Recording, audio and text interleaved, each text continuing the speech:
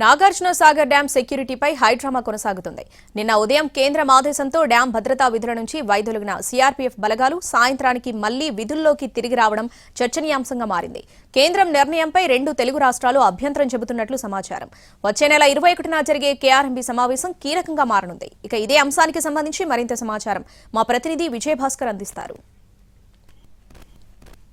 Nagarjuna Sagar project భద్రతపై కేంద్ర ప్రభుత్వం దృష్టి సారించింది. ఈ నేపథ్యంలోనే ఇప్పటివరకు డ్యాం భద్రతా విధులు నిర్వహిస్తున్న సీఆర్పీఎఫ్కు బదులుగా సీఐఎఫ్ను రంగంలోకి దింపాలని కేంద్ర ప్రభుత్వం నిర్ణయించినట్లుగా తెలుస్తుంది. ఈ నేపథ్యంలోనే నిన్న ఉదయం సీఆర్పీఎఫ్ బలగాలు నాగార్జున సాగర్ డ్యాం నుంచి బలగాలు ఉపసంహరించుకొని తిరిగి తమ బెటాలియన్ ములుగులో ఉన్న బెటాలియన్కు వెళ్ళినట్టు కూడా తెలుస్తుంది. కానీ సీఐఎస్ఎఫ్ ఆధీనంలో నాగార్జున సాగర్ డ్యాంను ఉంచడానికి రెండు తెలుగు రాష్ట్రాలకు సంబంధించిన ప్రభుత్వాలు అంగీకరించకపోవడంతో కేంద్ర ప్రభుత్వం తన నిర్ణయాన్ని వెనక్కి తీసుకున్నట్టుగా కూడా తెలుస్తుంది. ఈ నేపథ్యంలోనే నిన్న ఉదయం వెళ్ళిన కేంద్ర బలగాలు తిరిగి నిన్న సాయంత్రం వరకు నాగార్జున సాగర్ డ్యాంకు చేరుకున్నాయి. ప్రస్తుతం సీఆర్పీఎఫ్ ఆధీనంలోనే నాగార్జున సాగర్ భద్రతా విధులు కొనసాగుతున్న పరిస్థితి ఉంది. 2023 నవంబర్ 29 రాత్రి సమయంలో నాగార్జున సాగర్ డ్యాం పైన ఉద్రిక్తత నెలకొంది. డ్యాం నిర్వహణ పైన రెండు తెలుగు రాష్ట్రాల మధ్య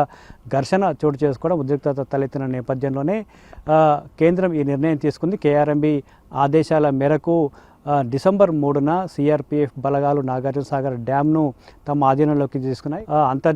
అంతర్జాతీయ సంబంధించిన ఉగ్రవాదులకు సంబంధించిన ముప్పు కూడా గతంలో ఉందని హెచ్చరికలు వచ్చిన నేపథ్యంలో ఇటు డ్యాం భద్రత కావచ్చు, సేఫ్టీ కావచ్చు, రెండు తెలుగు రాష్ట్రాల మధ్య ఉన్న కొంత ఉద్రిక్తత వాతావరణం అంతా కంట్రోల్ చేసేందుకు సీఐఎస్ఎఫ్ అయితేనే సరైన నిర్ణయం అనే భావనలో కేంద్రం ఉన్నట్లుగా తెలుస్తుంది. చట్టంలో పేర్కొన్న 16A-BCని అమలు చేయాలని కూడా తెలంగాణ రాష్ట్ర ప్రభుత్వం కోరుతుంది. ఈ నేపథ్యంలో జనవరి 21న జరిగే సమావేశం అయితే చాలా కీలకంగా మారింది. కానీ ఎట్టి పరిస్థితుల్లో జనవరి 21న కేంద్ర సీఆర్పీఎఫ్ బలగాలు నాగార్జున సాగర్ డ్యాం భద్రతా విధులను ఉపసంహరించుకొని తమ బెటాలియన్లోకి వెళ్ళిపోతాయి.